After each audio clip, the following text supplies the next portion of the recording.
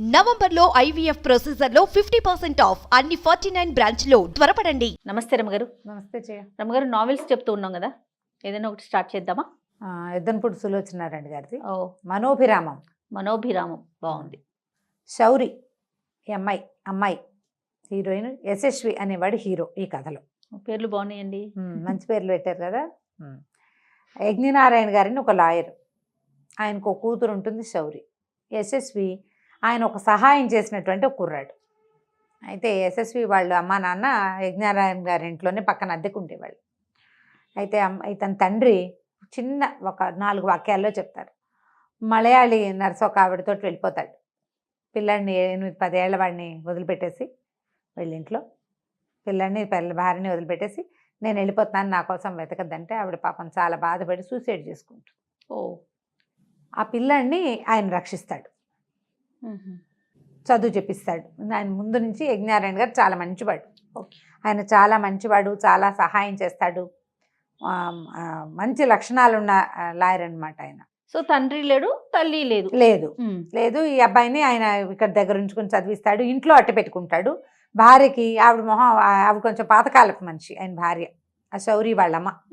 దాంతో ఆవిడ మన ఇంట్లో ఊరిపోసుకుని ఆవిడ మన పరువు తీసేసిందని వీళ్ళ అమ్మని తిడుతుంటే ఆ పిల్లాడికి నచ్చేది కాదు పాపం. ఏం చేస్తాడు, వాడికి ఇంకో దారి కూడా లేదు. అయితే ఈయన భార్య ఆ పిల్లాడిని విసుకుంటోందని అబ్బాయిని హాస్టల్లో పెట్టి చదివిస్తాడు. తర్వాత రాంచీలో ఎక్కడో ఇంజనీరింగ్ సీట్ వస్తే ఇంజనీరింగ్ చదివిస్తాడు, సివిల్ ఇంజనీర్ అవుతాడు. అయితే ఈ శౌరి అతను కలుసుకుంటూ ఉంటారు, కానీ ఆ అమ్మాయికి ఇతని మొహం గిట్టదు. ఈ అబ్బాయి వల్లే మా అమ్మ నాన్న నా చిన్నప్పుడు పోట్లాడుకునేవారు అని ఫీలింగ్ ఉంటుంది. బాగుంది. ఓసారి ఆయన కేకలేసి భార్య మీద చేయెత్తుతాడు కూడా, వీడి వల్లే మా అమ్మని మా నాన్న కొట్టపోయాడని ఉంటుంది. పైగా ఈయన చాలా చుట్టాల సురభి అనమాట. వచ్చిన వాళ్ళందరినీ ఇంట్లో ఉంచుకోవటము, వాళ్ళకి ఏమైనా అవసరాలు ఉంటే చూడడము, డబ్బు సహాయం చేయటము, కోర్టు కేసులు ఉంటే చూడడము. దాంతో చుట్టాలంతా ఈయన నెత్తి మీదకి ఎక్కేస్తారు. అందరూ వాళ్ళ నాన్నని ఎక్స్ప్లాయిట్ చేస్తున్నారనే ఫీలింగ్లో ఉంటుంది. ఆ ఎక్స్ప్లాయిట్ చేసే జనాల్లో యశస్వి కూడా ఉన్నాడని అమ్మాయి ప్రగాఢ విశ్వాసం. అతని మొహం గిట్టదు. ఎవరికైనా చెప్పేటప్పుడు ఆ చిన్నప్పుడు మా అమ్మని చంపాడు, ఇప్పుడు నన్ను చంపుతున్నాడు అలా చెప్తుంది. కొంచెం ఏంటంటే గారాబం వల్ల అమ్మాయికి మాట తొందరపాటు ఉంటుంది. అయితే ఆయనకి యజ్ఞనారాయణ గారు మాత్రం ఈ అబ్బాయిని వదిలిపెట్టారు. శౌరి వాళ్ళ నాన్న ఈ యశస్విని వదలరు. అతని కోసం చాలా చోట్ల ఏర్పాటు చేస్తారు. అతను కాంట్రాక్టర్ చేయడానికి, ఇంజనీర్గా ఉండటానికి బిల్డింగ్ కాంట్రాక్ట్స్ అవి ఇప్పిస్తారు, చాలా చేస్తారు.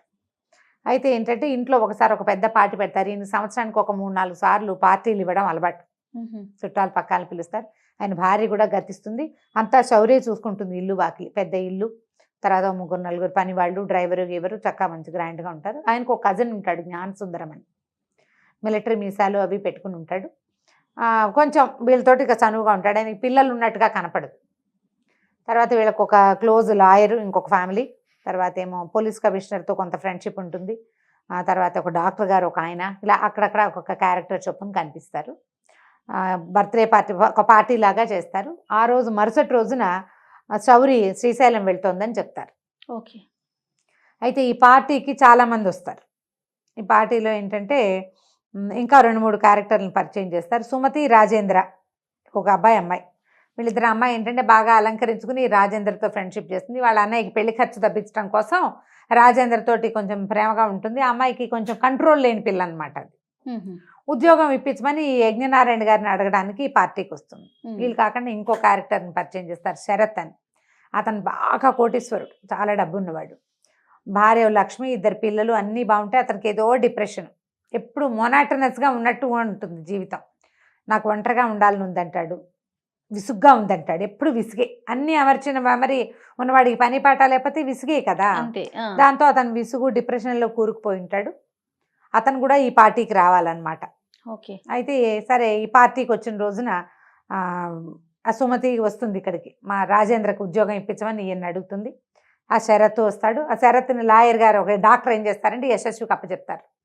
నువ్వు కూడా శ్రీశైలం వెళ్తున్నావు కదా, ఇతన్ని జాగ్రత్తగా చూసుకోమని. యాక్చువల్గా ఆయన ఏం చేస్తాడంటే యశస్వికి ఒక టికెట్ బుక్ చేసి ఆ విషయం శౌరికి చెప్పడు, కూతురికి. దానికి తోడు నువ్వు వెళ్ళమంటాడు. ఆయనకి ఏంటంటే కూతురుతో ఈ అబ్బాయిని ఉంచాలని ఉంటుంది. ఆ పిల్లకి ఇతని మొహం గిట్టదు. అది అమ్మాయి అట్లా దొలపరించుకున్నట్టు మాట్లాడితే ఇతనికి నచ్చదు. అతన్ని చక్కగా పొడుగ్గా సన్నగా మంచి స్ఫురద్రూపిగా ఆ అబ్బాయిని చాలా బ్యూటిఫుల్గా అందంగా ఆత్మవిశ్వాసం తొణికిసలాడుతూ ఉండేటట్టుగా ఈ అమ్మాయిని వర్ణిస్తారు. అతను పొడుగాటివాడు. సులోచనారాణి గారి హీరోలందరూ అదే. పొడుగాటి వాళ్ళు, స్ఫురద్రూపులే కనిపిస్తారు మనకి. జనాల్ని ఆకర్షించగలిగే క్యారెక్టర్స్ అన్నమాట. ఉమ్. సరే శ్రీశైలం బయలుదేరుతారు. ఈ శ్రీశైలం వెళ్ళటానికి ఇంతమంది ఒక బస్సులో ఎక్కి వెళ్తారు. లాస్ట్ మినిట్లో యశస్వి కూడా ఆ బస్సు ఎక్కుతాడు. మొట్టమొదటి కథా ప్రారంభంలోనే ఆరాధనను ఒక అపార్ట్మెంటు, అదే ఇక్కడ హైదరాబాద్లో ట్యాంక్ బండికి ఆపోజిట్లో ఉన్న అపార్ట్మెంట్ గురించి చెప్తారనమాట. అది యశస్విది ఆ అపార్ట్మెంట్. అది ఆఫీస్కి ఈయన వాడుకుంటాడనమాట. అది కథలో మళ్ళీ చివరిలో మళ్ళీ మనకు కనపడుతుంది. సరే బస్సులో ఇంకా ఒక 3-4 కుటుంబాల వాళ్ళు కనిపిస్తారు. ఒక స్కూల్ వాళ్ళు పిల్లలతోటి, టీచర్లు పిల్లలు, తర్వాత ఒక ముసలావిడ సుమతి, రాజేంద్ర, శరత్ కూడా ఎక్కుతాడు. వీళ్ళతో పాటు ఒక సుశీలని కొత్తగా పెళ్ళైన పిల్ల, ఆ అమ్మాయిని దింపడానికి వస్తున్న ఆ అమ్మాయి బాబాయ్, అత్తారింట్లో దింపడానికి శ్రీశైలం బస్సు ఎక్కుతారు.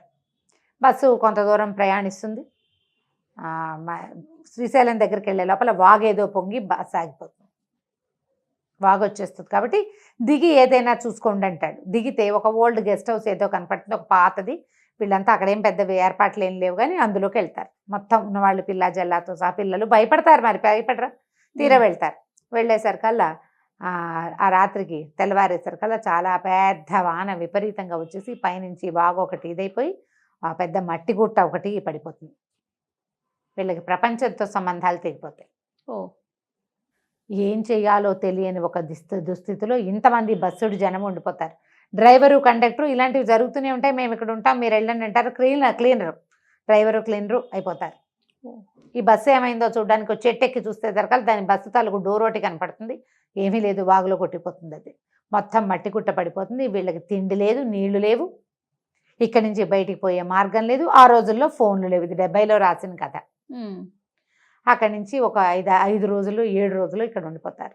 ఈ అబ్బాయి రాజేంద్ర, సుమతి, ఈ పిల్ల కొంచెం ఫ్యాన్సీగా ఉండే అమ్మాయి కదా. వీళ్ళిద్దరు ఒంటరిగా ఏకాంతం దొరికింది కదా, విశృంఖలంగా ప్రవర్తిస్తారు వీళ్ళు. ఈ పిల్ల జల్లాకి తిండి ఉండదు, తిప్పలు ఉండవు.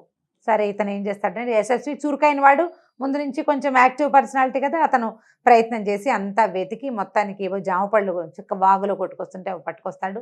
తలా ఒకటి ఇస్తాడు. పిల్లల్ని వెంటేసుకుని వెళ్తాడు. ఏవో అరటిగెల్లలు దొరుకుతాయి.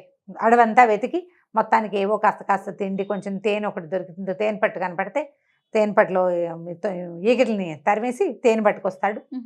ఆహారం ఏదో ఇట్లా కొంచెం సర్దుతారు. ఒక్కోళ్ళు ఒక్కో రకంగా క్యారెక్టర్ ఎలివేషన్ కనపడుతూ ఉంటుందన్నమాట. సుమతి, రాజేంద్ర వాళ్ళ విశృంఖల ప్రవర్తన. తర్వాత ఒక 2 రోజులు గడిచేసరికి ఒకళ్ళ మీద ఒకళ్ళకి విరక్తి పుడుతుంది.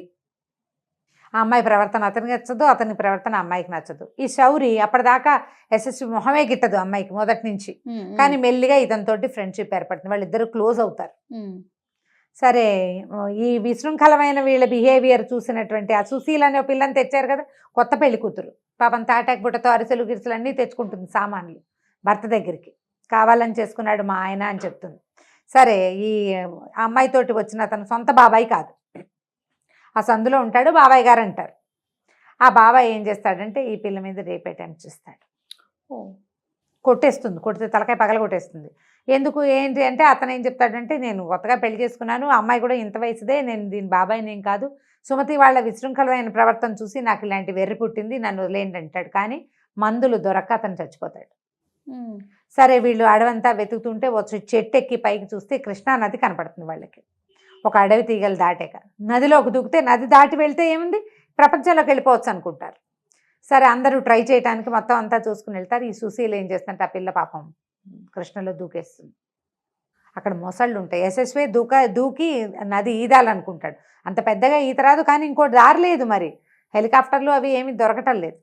అయితే ఇతను దూకపోయేసరికల్లా మొసళ్ళు కనపడగానే శౌర్య అతన్ని పట్టేసుకుంటుంది. యశస్విని వెళ్ళొద్దు, నువ్వు వెళ్ళిపోతే ఏమైపోతాము, వెళ్తే అందరం వెళ్దాం, లేకపోతే నువ్వు ఒకడే వెళ్ళదంటే ఈ పిల్ల కాస్త దూకేసి ఆ మొసళ్ళ మధ్యలో అవుట్ అయిపోతుంది. అయ్యో, అతను చచ్చిపోతాడు. రేప్ అటెంప్ట్ చేసిన ఆయన, ఈ పిల్ల చచ్చిపోతుంది. 17-18 ఏళ్ల పిల్ల. ఇది బాగా బాధపడతారు. కానీ ఏం చేస్తారు, మర్నాడు మధ్యాహ్నానికి వీళ్ళకి హెలికాప్టర్ ఒకటి దొరుకుతుంది. ఈ పిల్లల బట్టలు చొక్కాలు అన్నీ కలిపి జెండాలాగా ఊపి మొత్తానికి ఎట్లాగో ఆ హెలికాప్టర్ని దించుకుంటారు. వీళ్ళందరూ మొత్తానికి వస్తారు. ఇది చక్కగా చెప్తారు కథ, ఎట్లా నడిచింది 5 రోజులు, వెళ్ళే తిండికి తిప్పలకి ఎట్లా చేశారు, ఎలా పడుకున్నారు, బాగా చూపిస్తారు. అక్కడి నుంచి ఇంటికి బస్ ఎక్కి ఇంటికి వెళ్తారు. వెళ్తే ఎస్ఎస్విని అతుక్కుపోయి ఉంటుంది శౌర్య, అలవాటైపోయింది ఒకళ్ళకొకళ్ళు. తీరా ఇంటికి వెళ్ళేసరికల్లా తండ్రి మరణిస్తాడు, యజ్ఞనారాయణ గారు. కూతురుకో ఏమైపోయిందని ఇప్పుడు బస్సు ఇరుక్కుపోయింది, తప్పిపోయింది అనే సంగతి తెలిసిపోయింది బయట ప్రపంచానికి. కానీ వాళ్ళు ఎక్కడున్నారో తెలియదు. వీళ్ళు సేఫ్గా ఉన్నారని ముందు రోజు రాత్రి కబురు వస్తుంది. తెల్లవారేసరికల్లా ఆయన చనిపోతాడు. ఈ చనిపోయేసరికల్లా ఆ పూట అప్పటికప్పుడు యశస్వి శౌరి పక్కపక్కనే ఉంటారు. అతన్ని ఈ జ్ఞానసుందరం వీళ్ళ కజిన్ బ్రదర్ ఉన్నాడు కదా, వాళ్ళ బాబాయ్, శౌరి వాళ్ళ బాబాయ్, ఏమిటి మా పిల్లల్ని పట్టుకుని వెళ్ళాడుతో నీ దారి నువ్వు ఇంటికి వెళ్ళమని ఇతన్ని కసిరి పంపించేస్తాడు. అతను రాడు. ఎందుకు యశస్వి రాలేదో ఈ అమ్మాయికి తెలియదు. అందరూ వస్తారు, ఒక్కొక్కళ్ళు ఈ అమ్మాయిని పలకరించడానికి వస్తారు. వాళ్ళంతా మాట్లాడతారు. శరత్ కూడా వస్తాడు ఫ్యామిలీని తీసుకుని. అందరూ వస్తూనే ఉంటారు. కానీ యశస్వి ఎందుకు రాలేదో తెలియదు. యశస్వి కోసం ఫోన్ చేయదు. ఇంతలో ఏమవుతుంది, జస్ట్ ఒక రోజులు గడిచేసరికల్లా పన్నాలాలను ఒక మార్వాడి ఆయన ఇంటి మీదకి తీసుకొస్తాడు వ్యాజ్యం. ఏంటంటే నేను 20 లక్షలు ఇచ్చాను మీ నాన్నకి, 20 లక్షలు ఇల్లు తాకట్టు పెట్టాడు నా దగ్గర, నేను 20 లక్షలు ఇచ్చాను, నా డబ్బు నాకు ఇవ్వలేదు. మరి డబ్బు ఇవ్వలేదు, ఆ కోడల డబ్బులు అవి, కాబట్టి ఇల్లు అవి స్వాధీనం చేయ, నా 20 లక్షలు నాకు ఇచ్చేసేయమని. డబ్బు ఏది అంటే లేదు. డబ్బు ఎవరికి ఇచ్చారు, గజానంద్ అని ఒక కాంట్రాక్టర్కి, ఒక వీళ్ళకి ఇచ్చారు, బిల్డర్స్కి 20 లక్షలు ఇచ్చారు. నేను ఆ రోజు రాత్రే ఇచ్చేసాను, డబ్బు ఏమైందో నాకు తెలియదు అంటాడు అతను. డబ్బు ఇంట్లో లేదు, ఈయన కాస్త పోయాడు. ఆ డబ్బుకు సాక్ష్యం చెప్పగలిగే వాళ్ళు ఎవరు లేరు. డబ్బు ఎందుకు తీసుకున్నాడు ఇంత డబ్బు అంటే, ఆ పార్టీ రోజు రాత్రే ఒక డిస్కషన్ అవుతుంది, ఈ అమ్మాయి వింటుంది. ఆయన ఎస్ఎస్వికి ఒక గొప్ప కాంట్రాక్ట్ పెద్దది వచ్చేందుకు ఏర్పాటు చేస్తాడు. వాళ్ళు ఏం చెప్తారంటే, మేము ఒక 1 కోటి రూపాయలు లోన్ తీసుకోవాలి అంటే 80 లక్షలు లోన్ కావాలి, ముందు ఒక 20 లక్షలు వేయాలి, నా దగ్గర డబ్బులు లేవు, లోన్ రావడానికి రెడీగా ఉంది అని చెప్తే 20 నేను ఇప్పిస్తానని చెప్తాడు ఈయన. ఓహో. అందుకని ఈ ఇల్లు అడ్డం పెట్టి ఆయన దగ్గర 20 లక్షలు తీసుకుంటాడు. నిజానికి ఆ గజానన్ అనేవాడు వీళ్ళకి ఇచ్చేసాడు వెనక్కి, డబ్బులు మాయమైపోయింది. అది యశస్వి కోసం చేసిన పనే కాబట్టి అతను మొహం చాటేసేసాడు అని చెప్తారు. అతను ఎప్పుడు వచ్చినా వీళ్ళు రానివ్వరు, ఆ సంగతి ఈ పిల్లకి తెలియదు. కానీ తను మాత్రం ఫోన్ చేయదు. ఆ అమ్మాయికి వీళ్ళు చెప్పే మాటలు, సుందరం బాబాయి పిన్ని గారు చెప్పే మాటలే తడతాయి, తండ్రి ఇదిగా ఉన్నాడు అవన్నీ అర్థమవుతాయి తప్ప, ఈ ఒక 6 రోజులు అతనితో కలిసి ఉంది కదా, అతని మనస్తత్వం తెలుసుకున్నా కూడా సహజమైనటువంటి ఆభిజాత్యంతో ఆ అమ్మాయి తనంతటా ఇతను ఎందుకు రావట్లేదు అనేది ట్రై చేయదు. చూడగా ఏం చేస్తుందంటే, ఈ ఇంటిని ఆయనకి పన్నాలాలకి ఉత్తరం రాసేసి ఇల్లు ఇచ్చేస్తుంది. నౌకర్లందరినీ తీసేస్తుంది. నేను ఆ డబ్బులు ఇవ్వలేను, మా నాన్న ఆడే డబ్బు ఏం చేశాడో కూడా నాకు తెలీదు, ఇల్లు మాత్రం మీకు స్వాధీనపరిచేస్తాను, ఇంట్లో ఏది నేను తీసుకోను అని చెప్పి బయటికి వెళ్ళిపోతుంది. వెళ్ళిపోయి అతను మొట్టమొదట ఆరాధన అపార్ట్మెంట్ ఉంది కదా, చిన్న ఆఫీసు వాళ్ళ నాన్నది, ఒక ఆఫీసు, ఒక డబుల్ బెడ్రూమ్ అనమాట. అది ముందు ఆఫీస్ ఉంది, వెనకాల రూమ్స్ ఉన్నాయి. ఈ పని మనుషుల్లో దేవమ్మ అనే ఒక్క పని మనిషిని మాత్రం పెట్టుకుని ఆ ఇంట్లోకి షిఫ్ట్ అయిపోతుంది. సరే ఉద్యోగం కావాలి, నా శరత్ నా దగ్గర ఉద్యోగం ఉందని చెప్పి ఈ అమ్మాయికి ఉద్యోగం ఇస్తాడు. కానీ వాడికి ఏంటి, జీవితం మొనాటనస్గా ఉంది, తనని చాలాగా అలరించే అమ్మాయి కావాలి వాడికి. దీనికి ఐ లవ్ యూ చెప్తానంటాడు. వాడికి పెళ్ళాము, 2 పిల్లలు అన్నీ ఉన్నాయి, భార్యకి ఏ అభ్యంతరము లేదు. సరికదా ఈ అమ్మాయికి ఇష్టపడదు. ఇతనికి ఏంటంటే అక్కడ చూస్తాడు కదా శ్రీశైలం రోడ్లో, అక్కడ బండిపోయినప్పుడు అమ్మాయిని తనతో పాటు ఉంచుకోవాలంటే పెళ్లి కూడా చేసుకుంటానంటాడు. ఈ పిల్ల ఇష్టపడదు. అయితే అప్పుడప్పుడు యశస్వి ఇంటికి వస్తాడు, కానీ ఈ అమ్మాయి అతన్ని ఏమీ ఒప్పుకోదు, దగ్గరికి రానివ్వదనమాట. మా నాన్నని చేసావు, మోసం చేసావు, మొహం చాటేసావు, అదే మాట, ఆ మాట మీదే ఉంటుంది. సరే ఇంతలో ఏమవుతుంది, ఎప్పుడైతే ఈ శరత్ తోటి క్లబ్కి వెళ్తుంది, అక్కడ ఎవరో ఫ్రెండ్ ఒకటి పరిచయం అవుతుంది. ఆ ఫ్రెండ్ శరత్ ఏకమైపోతారు. ఈ అమ్మాయిని చూస్తారు కల్లా, దేవమ్మ ఒంట్లో బాగుండేది, ఇక్కడ ఏం చేస్తున్నావు, ఉన్న ప్రాబ్లమ్స్ సాల్వ్, ఇంటికి వెళ్ళు నువ్వని యశస్వి వచ్చి కేకలేస్తాడు.